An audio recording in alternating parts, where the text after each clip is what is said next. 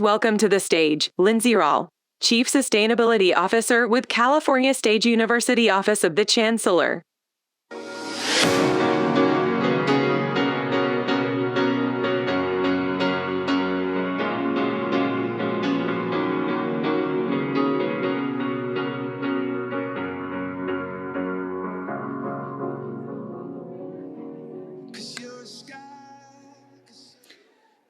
Hi, everybody. Good morning, still, technically. As you heard, my name is Lindsay Rahl. I'm the Chief Sustainability Officer for the California State University System, so I work for the Office of the Chancellor. And today I am going to introduce two individuals who have been working tirelessly to advance the voice and causes of our tribal communities here in California and across North America. So first, I would like to introduce Dina Gilio Whitaker. Wow, it's hard to say together. And she is with the Colville Confederated Tribes. She's a descendant. And Dina, would you please come to the stage? Thank you so much. Round of applause. Thanks, Dina. And second is Dr. Jolie Proudfit, who is Luiseño, Payum Kuwishum, and Tongva. Sorry. Please join us on the stage, Dr. Proudfit.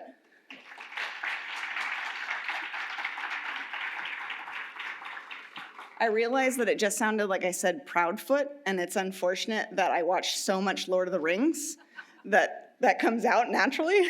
So Proudfit. So I want to do a bio, but I do want to just take a moment to appreciate these two women who have been doing a lot of work, not just for the CSU, but for California and North American tribes, really trying to bring a voice to these communities. And they're both very well respected and experts in their fields.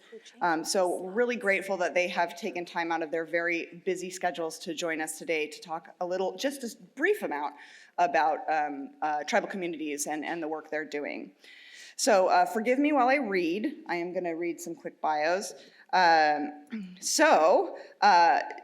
Gilio Whitaker is a renowned Native American studies scholar and journalist, especially on the topics of environmental justice, indigenous knowledge, and identity. Her most recent book is an award-winning As Long as Grass Grows, The Indigenous Fight for Environmental Justice from Colonization to Standing Rock. It was released in 2019, and her forthcoming book, Indians for Sale, Pretendians, Disenrollment, and Native American Identity in Late Capitalism, is scheduled for release in spring 2025 from Beacon Press. Please welcome Dina. One more quick. Dr. Jolie Proudfit chairs the American Indian Studies Department and is the director of California Indian Culture and Sovereignty Center at CSU San Marcos. She was named to the National Advisory Council on Indian Education by President Obama in 2016 and was the first Indigenous woman on California's Commission on the Status of Women and Girls, appointed by Governor Newsom in 2021.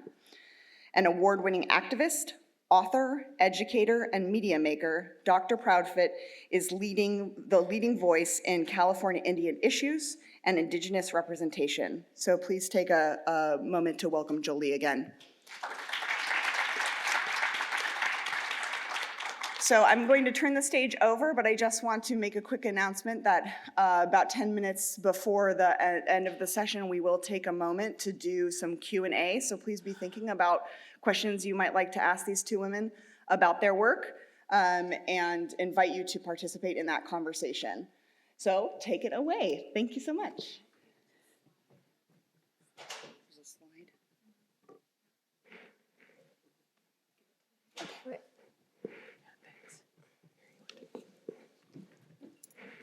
Miyoyam Natong Dr. Jolie Proudfit, Yaka Luiseño Pankowicham and Tongva. Welcome to my homelands. You are on the shared space of the Tongva and Hachiman people here, which is now known as Long Beach, but it is and always has been the homelands of my Tongva and our Ahashiman relatives. And I'm so glad that the rain stayed away for those of you who are not from the state. And if you wait another few days, it'll come back. But we've been getting a lot of water here. I always like to center our conversations around space and location in our lands. So we come from the campus of Cal State San Marcos, which is in North County, San Diego. You can see it on the map with the circle and the star. And all of the other colorful places that are named are the 18 reservations in San Diego County. There are more Indian reservations in San Diego County than any county in the United States. So when we say our campus is in the heart of Indian country, we are telling you the truth, okay? I come from the Payancawicham people, which is the people of the West. Payancawicham means the people of the West, sometimes referred to as the Luceño, which is the Spanish word. You know of the California missions, one of the missions in Oceanside. The San Luis Rey, the father there that enslaved the Indians of that region, the Payancawicham people, to build that mission, he so graciously named us after himself, hence the name Luceño. So that's why I use Luceño Payancawicham, so that you understand I'm recognizing that space tied to that location of colonization, but I am and will always be Payancawicham. The people of the West, I'm glad to report that our campus, Cal State San Marcos, is fairly new. We're about 35 years old, and because of the newness, we've had the ability to incorporate and include the people of the West into our campus community. So when you join the campus community as a student, and our welcome night is miu. Miu in our language is miu to everyone, hello. Miu, or miu to one person, miu miu. To you as a group is miuyam. So students in our campus get to learn the language, live the language, and be able to be in community with the language. So that's an important part of the location. So the California Indian Culture and Sovereignty Center, let me click this. How does this clicker work? Oh, the big green button. I direct the California Indian Culture and Sovereignty Center. I'm a 3-time CSU tenured professor, the only person I know that's done that in the CSU system. I started my career at San Francisco State, chairing the American Indian Studies Department in the mid-90s, and then went to Cal State San Bernardino, where I directed the Master's in Tribal Government Management and Leadership for the College of Business. But my home has always been Cal State San Marcos. When I got out of grad school, nearly 30 years ago, the campus had just opened and they had done all their hiring. So I had to make some pit stops along the way before returning to my homeland, and that's where I will retire. But my dream had always been to have a California Indian Research Center. California is home to 109 federally recognized tribes, about 80 seeking recognition, and the largest Native American population in the United States. You wouldn't know it compared against the backdrop of 40 million people. We are erased and invisible in our own homelands. There are more natives who live here from out of state than any other place. So it's critical to have a research center. We are the only research center of its kind in the state, chartered by the Cal State system, to address the needs and concerns of California Indian culture and sovereignty in partnership and collaboration, true partnership and collaboration with the tribes and communities in California. So there you can see our mission. We were first chartered in 2009. And we moved into our building. We have our space in the Social and Behavioral Sciences building, so we're not just a nameplate on a door, it's a real space, but I'd like to retire with an actual building because I think California Indians deserve that. We create more jobs than any industry that I can think of in California. We have paid for the land with our blood. 7.5 million acres of land was set aside to be returned to tribes by the federal government. That 7.5 million acres of land that was set aside to be returned to us, those treaties were hidden in a vault for 50 years. The state legislature of California hid those treaties in a vault, And when those treaties were discovered, we sued them as California Indian tribes and were paid 47 cents an acre. In 1972, when my mom received her check, which was a couple $100, at that time she had 2 children, I remember very specifically being paid for our land because we went from sleeping in one bed to all having our own mattresses. So that was what we got for the taking of our coastal land in Southern California. So we take the issue of land and land stewardship very seriously. Our core values at the California Indian Culture and Sovereignty Center are responsibility, reciprocity, respect, and relationships. That's embedded in all of our curriculum. And we also are engaged in research. We produce state reports, research guides. We're involved in language restoration and revitalization efforts. We will be releasing our next State of Indian and Alaska Native report card for the state of California in this next couple of months. When we issued in 2012, prior to that, no one had ever researched the data for American Indian education in California, K through 16, which is pivotal. You want to make sure educated Indians are sitting on tribal councils because they act as states, right? Especially when it comes to environmental protections and environmental laws. So an educated Indian in the ways of the West is critical to all of us, but an educated Indian in culture is pivotal to the sustainability of tribal culture. So we work hand in hand with both. And we also have one of the 4 American Indian Studies departments in the CSU system. Of the 23 campuses, only 4 of our campuses have American Indian Studies departments. It makes sense for us in the heart of Indian country. We offer about 30 to 35 courses a semester with a major and a minor, and concentrations focused in tribal government, economic development, as well as traditional ecological knowledge and climate change, and health and wellness. And we have 14 distinguished American Indian faculty. 13 are Native American, 1 is not. And our mission statement is critical. And in order to become a department, we worked with our tribal communities, our tribal lawyers. We were forced to have a strategic plan because there were others on campus who weren't sure if we should have our own department. Yes, colonialism still exists, and academic colonialism is alive and well. And it's on every college campus, let me just say. So our mission statement is very important, and I want to read it to you because we're not learning how to be Indians in American Indian Studies. The American Indian Studies Department provides students with a research community and a place-based program of study. We accomplish this through an integrated approach to understanding tribal knowledge about the diverse history, government-to-government relationships, community, culture, and social needs of American Indians in California and the U.S. Students in AIS learn to work effectively with and for the original nations and tribal communities as they interface with non-Indian communities to exercise tribal sovereignty. And this is critical, especially when 87% of our students stay in the region. They will end up working alongside of tribal nations. So it's important for our students who take art classes. We always say, put your classes on your resume, on your CV, it matters. And I can't tell you how many students in the last 30 years have let me know that they got the job over someone else, whether the student's Native or not, because of the classes that they took in American Indian Studies. So we are preparing the next generation in workforce development. We're going to be talking about our new initiative at the California Indian Culture and Sovereignty Center, and Dina is going to be heading and directing that initiative. It's the Indigenous Climate and Environmental Collaborative, ICEC for short.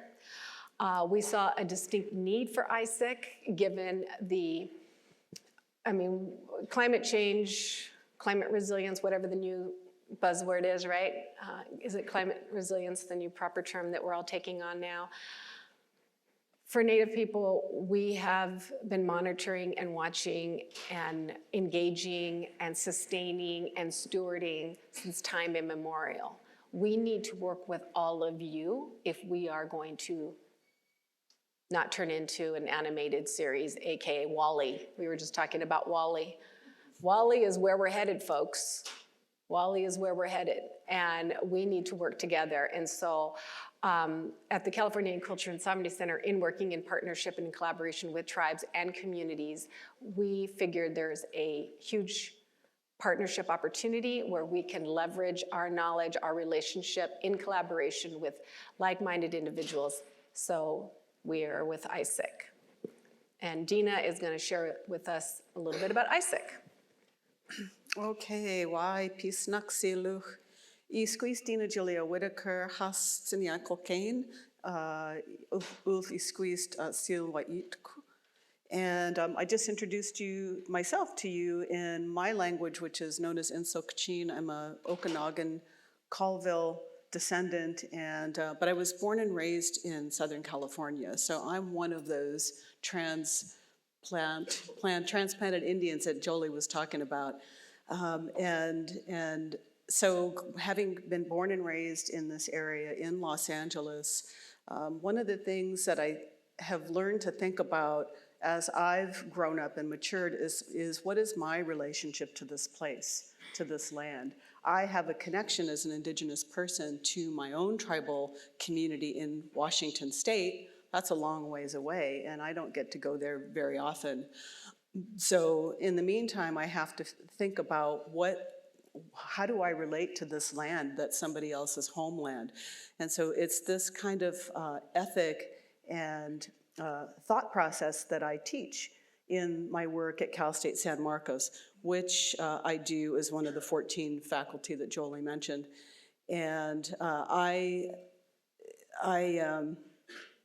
teach just part-time, and most of the work that I do is outside the university, although I'm pretty tied to the university, and especially with this new initiative that we're working on now. But the work that I do is mostly in community in Southern California, and it's really grown into working in the conservation world. Most of my work as a scholar does focus on environmental issues, especially environmental justice, and that intersects with a lot of different things, especially the conservation world.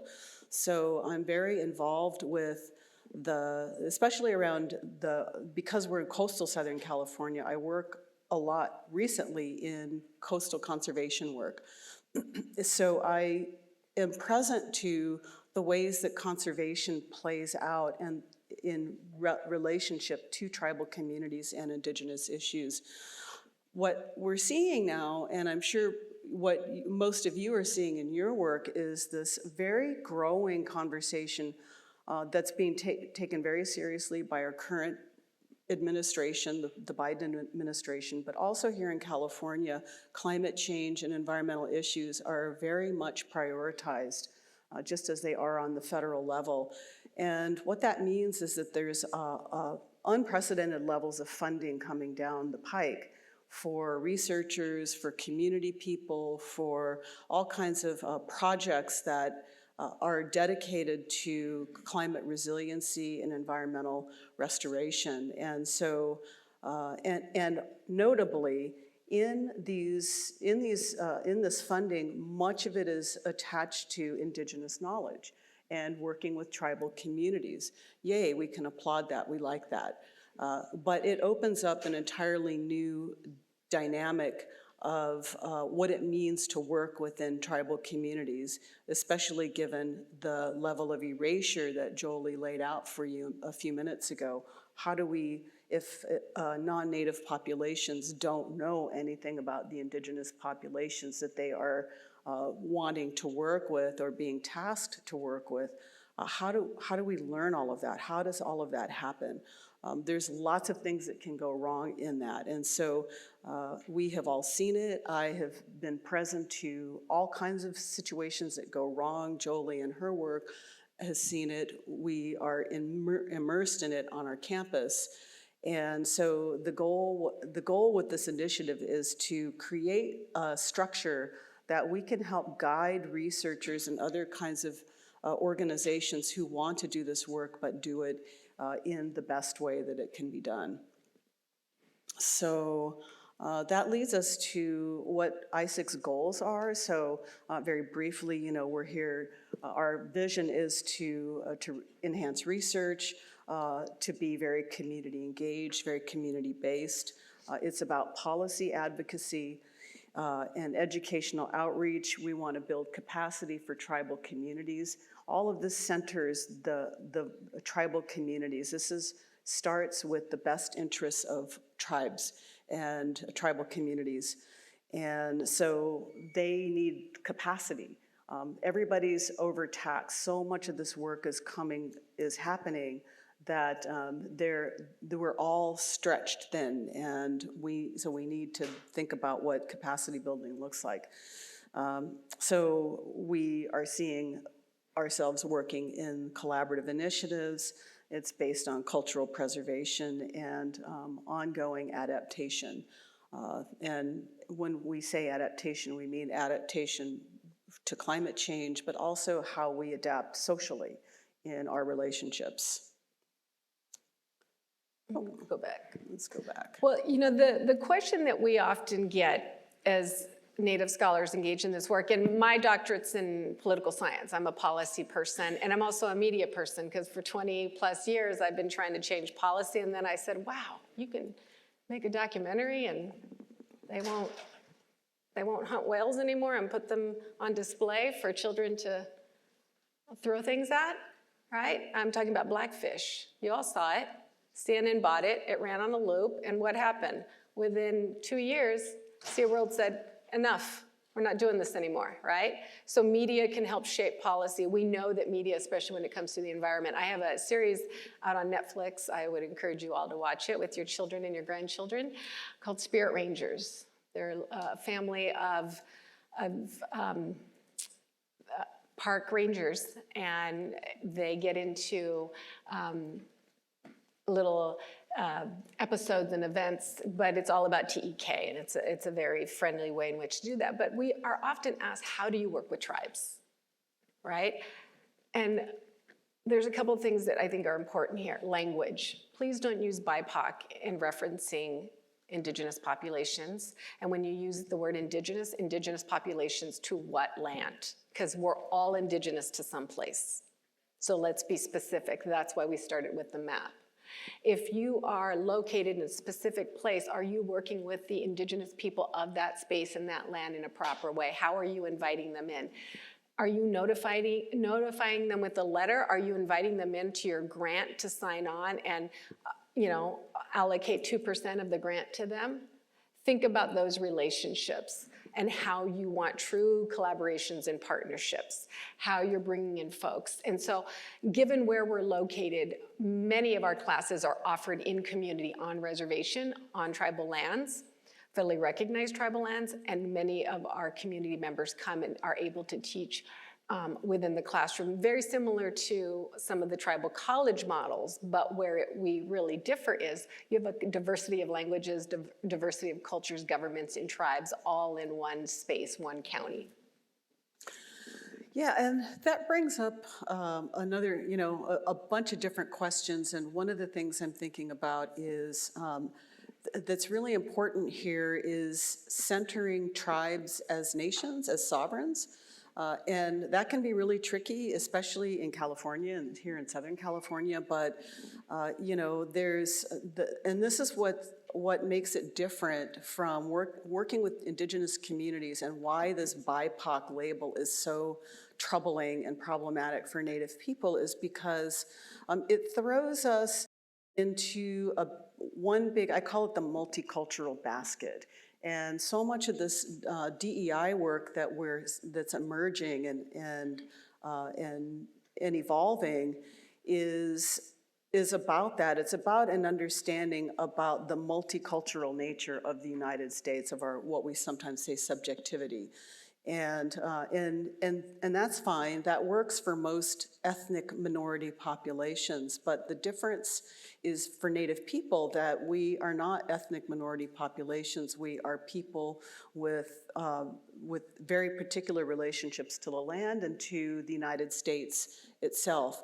And that's the starting place, and why that we call this measured degree of separateness, why Native people need to not be in that multicultural basket when we do this DEI work. And really it's the work in environmental issues and climate resilience and all, whatever we're going to call it, that really rises those issues to the surface and makes it obvious why we have to think of and speak of these things in different terms. And so with the work that we're doing, we saw that there are a number of consortiums and efforts and initiatives, even cross campuses, right? Some multi-state initiatives. And by the time those opportunities come to or present themselves to us, we're an afterthought. The Native peoples, the indigenous populations are an afterthought. If you're doing climate justice work, if you're doing climate resiliency work, if you're doing climate change work, you must always include Native peoples and tribal nations. It's all Indian land. It's all Native land. You can't say, oh, I live in a state where there are no federally recognized tribes. It's all Indian land. And if you want to know what it is that Native people want in this effort, is we want all of the land back. No, we're not going to take your house. We're not going to kick you out of your offices at your university. We want a return of that land, and we want to co-management and co-share that with you all. And we want to make sure that it is around for the next couple of thousand and tens of thousands of years. And we need to be included in that. And so when you hear the term land back, it's not a term to be feared, it's a term to embrace, to see how we do that. Land back could be renaming, reclaiming of spaces, right? The work that I do in art and entertainment, a lot of it is decolonizing space through arts and imagery, reminding people whose land you're on. For children, a lot of the work I do now with children is because they're easier to get them to think in a certain way and change their mind. Think about children when they see a smoker. It's like they've seen a zombie. They're like, ah, that person's smoking, Mom. You have to tell them, don't yell at them. It's rude, right? But we've done a good job with that. We've done a good job with that. We want folks to feel like, hey, we can't be doing this. Where are the knowledge keepers? Where are our Native relatives in this fight? Let's collectively address these issues collectively. One of the first ways, especially on campus communities, is looking at our food source. What are we feeding each other? What are we feeding our students? Especially in California. Why are we entering into contracts with multinational corporations who are tied to the prison industrial complex to feed our people? Yeah, I said it. It's the first way to, what's the first way to be a sustainability warrior? Decolonize your diet. It's really easy, folks. It's really simple. I'm not talking about organic farming. I'm not talking about Whole Foods, the market. I'm talking about working with the land, the people of the land, engaging in that. How do you decolonize that space, that diet, eat in harvest in season? You got to work with the people of the land, right? Enter into those partnerships. That includes the students, not what's the best financial decision to make. So the issue of climate justice, climate change, capitalism, land back, these all need to happen simultaneously. And so the research that we're doing in the collaborative initiatives, Dina, can you share with us some of the kind of projects that you've been working on, whether Surfrider Foundation or with environmental literacy, that help amplify those? Yeah, so this work's happening on a whole lot of different levels. It's really kind of amazing. And going back to that capacity building, it's really hard to keep up with it. There's only so many of us to go around. But in my work, on the community level, one of the things that I am involved in, because I'm a coastal person, is I'm a surfer. And so I really am, close to the ocean, I'm close to surf communities, and I'm working with an organization called the Surfrider Foundation. Anybody familiar with that? Yeah, it's a pretty big global, conservation organization that, brings surfers in and sensitizes them to environmental issues. Why? Because we're in the ocean all the time, and it really matters. Surfrider is finally, bringing to the table it admits that it's ignored indigenous people like so many conservation organizations. We need to understand that the conservation world is founded on white supremacy and settler supremacy. That's just a fact.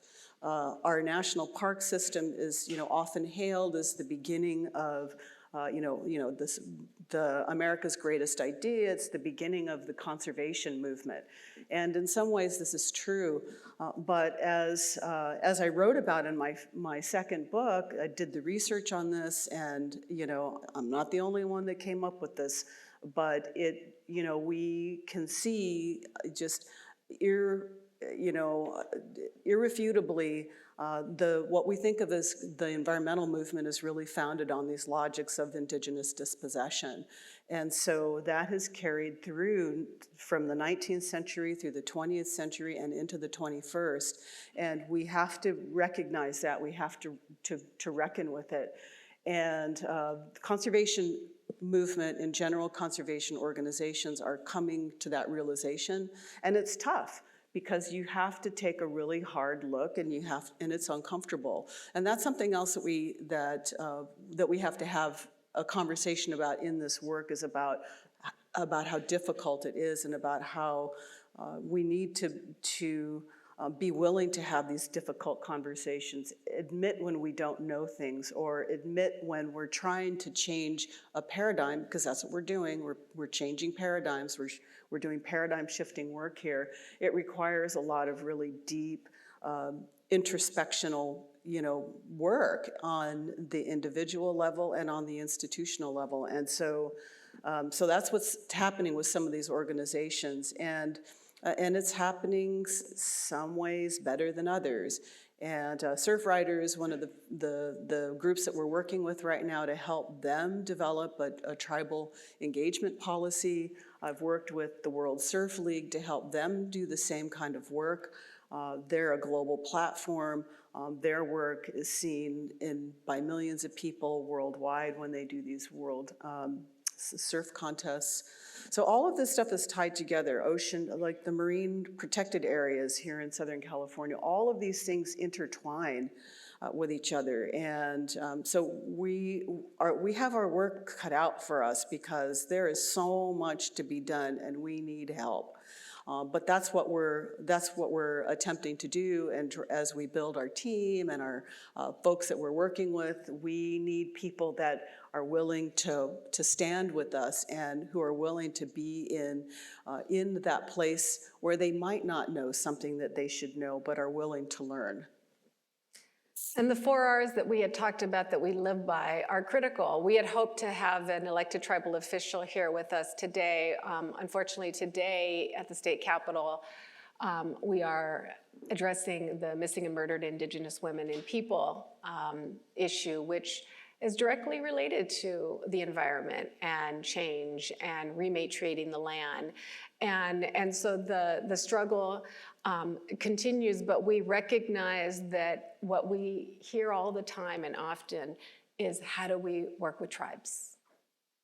Who do we contact? And especially when tribes have elections every year or every 2 years. You're lucky if your tribe in your backyard is there for 4 years. But just think about that, right? Legislators changing constantly. How do you create those partnerships and those relationships in a good way, in a sustainable way?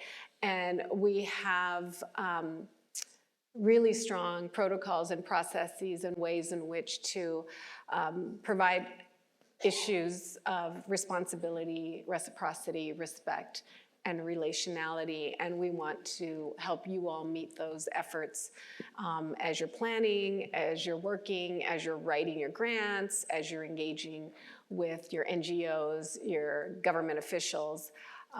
but to remember to not leave your tribal partners, your indigenous stewards of the land behind or aside, and don't just engage with us at the bitter end or to sign off on your grant.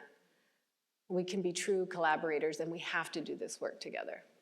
Yeah, it's really about a process of relearning. We have to unlearn a lot of things in order to relearn what it means to be in right relationship, with reciprocity, with respect and responsibility. Those are the core values of an indigenous worldview, without flattening that. It's something that is inherent, I think, in all human communities to one extent or another, but I think indigenous communities really have embraced those, they've embodied them, and that's really what it means to be sustainable. Indigeneity is the definition of sustainability. That's what it means to live on the land, in a society without destroying your environment. And so that's what the world has to learn. And so again, it's, relearning relearning new things and unlearning old destructive habits. So, and that's difficult, and it puts us in uncomfortable positions, but that's the work that we're here to do as educators, to help get through that process, and that's what we invite our partners to do with us. Do you want to? Thank you both. If I could get a round of applause for Dina. both Dina and Julie.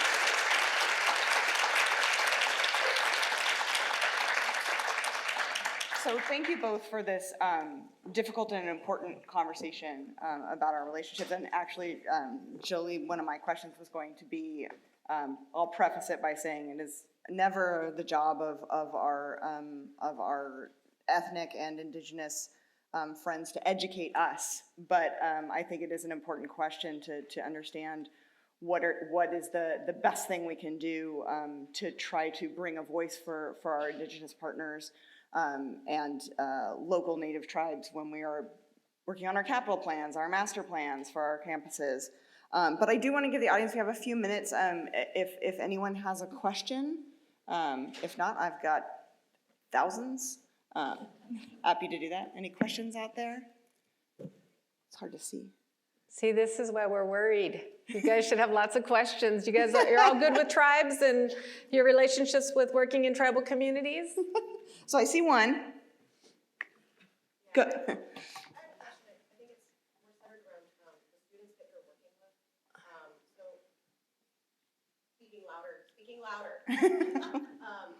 So the students that are part of your programs, maybe what are some of, if there's something maybe that's been very surprising or an opportunity or a wish list, when you're working with these students, how do we kind of collectively embrace this and create a sense, an environment of belonging? Kind of speaking to that with a focus on the students, because I think that resonates with everybody here in the room. We have the good fortune of being able to employ student researchers. The San Manuel Band of Indians in San Bernardino provided us with an endowment that allows us to employ at competitive rates student researchers. And our student researchers are engaged in all kinds of topics and issues.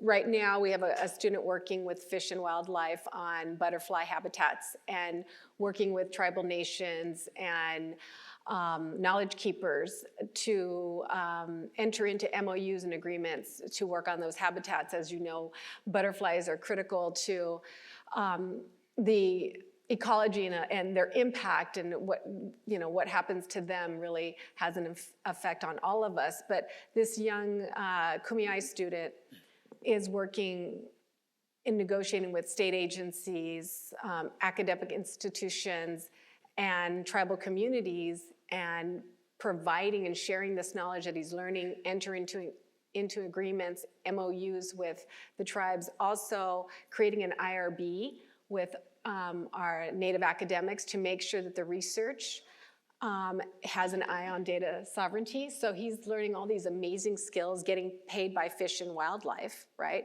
We'll publish his work. We're taking him to conferences and we'll be presenting that work. We just received our second grant from the Paul Newman Foundation for Decolonizing Your Diet Toolkit. One of the things when I joined the faculty at Cal State San Marcos, I said, no fry bread sales. I love fry bread. I love a donut. I love a Snickers bar. It's not something I eat every day or sell it as traditional ancestral food. It is colonial food that we had to make work, right? But what my students can do, and when they do their food sales for their groups, is they'll do something like chia pudding or chia lemonade, which yucca salad, which is something we harvest in the land in season, and to go get a baggie of chia this big takes all day. It's very similar to harvesting rice. And so when you go out there with students and from our classes and they see what it takes, the value they place on what they eat and how they maintain the land so that we can have that for the next generation, it's a mind flip, right? So the Decolonizing Your Diet Toolkit has been really wonderful. We work closely with the California Museum and Cultural Center and their group of young students who have their chia bars or their chia balls that are sold at REI. They won a economic development grant for creating a nutritious And they're really good. the acorn bites. So you can order them online. If you go to the California Museum and Cultural Center, you can order acorn bites for your next event. High in protein. Do you know bears in North America gain most of their body weight from eating acorns? Acorns have tannic acid, so don't ever just pick up an acorn and eat it. It's poisonous. It's our traditional food. It's really bitter. But we have to leach it all day, get the tannic acid out of it, and it's like a poi, like a Hawaiian poi. It's not the best tasting food, but it's high in fat, high in protein. It's very, very nutritious, and that's what California Indians ate up and down the state. So we call it in my language, we wish. And some young people in Central California worked with Carol Wapapa, a native, she owns a fabulous native restaurant in Oakland, worked with her and our knowledge keepers to create the acorn bite. So we're doing really cool stuff and really fun stuff, and we're being funded to do it, and students are making an impact, and they're going not only on to graduate, but to go to graduate school, start their own businesses, and reinvest in other communities. That's great. Can I just add one thing sure. too? And I wanted to say, it's also, we do this work with not just our native students, but our non-native students as well. They're part of all of this. And one of the things that we have a course that we teach called Traditional Ecological Knowledge. And so I teach that course, and in that course, we take the students out to tribal communities. They learn directly from Native people in their native homelands about what it means to be good stewards of the land, and there's all different kinds of ways that they talk to the students and what they learn. And I always start that class by, in the very first session, I ask them, what is your relationship to land and place and to the indigenous people? And it's such a weird question. They don't know how to answer it, but it gets them to think about what that means. And then by the end of the semester, after 16 weeks, they've been immersed in indigenous knowledge, indigenous worldview. I ask them that question again, and they write an essay about it. And I ask them, since the last time you answered this question, has your view changed? If so, how so? And if not, why not? So I keep that as data, and what I've discovered is that of all the students that have gone through that class, the vast majority of them say, yes, my view and my own relationship to the land has changed, and they've grown more respectful. They've learned to act in reciprocity, to believe in reciprocity, to understand indigenous worldviews, and I find that hopeful, that when people are exposed to indigenous worldviews that are very different from their own, it shapes how they think, and I think that holds a lot of promise for the future for everyone. And we like to just, remind all of you and to our students, it's a choice to live with the land. Do you want to be a settler, or do you want to be a guest? And think about that. When someone invites you to their home, you bring something to share, right? And you leave the home as you found it or better than you found it. You have dinner, You help wash the dishes, you straighten things out, you leave a gift.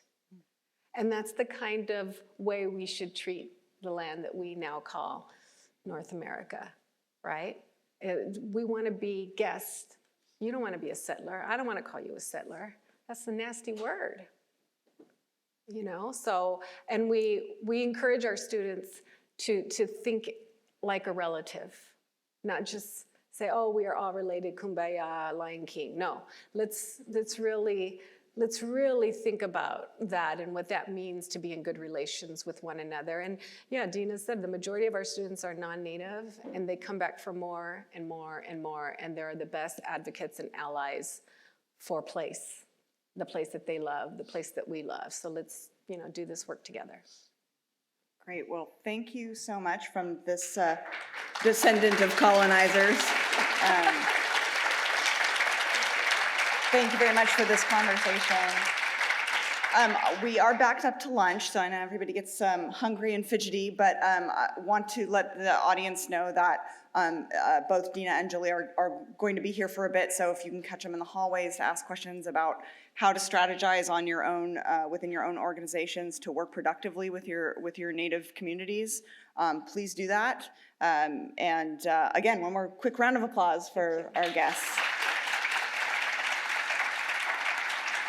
Or actually, I should say our hosts.